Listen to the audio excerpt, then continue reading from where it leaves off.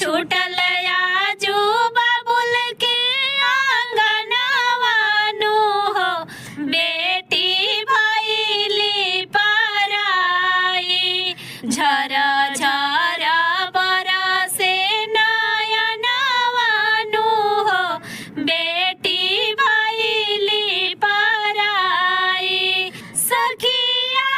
सहेली रोवे छूटी गईल संगवा जुट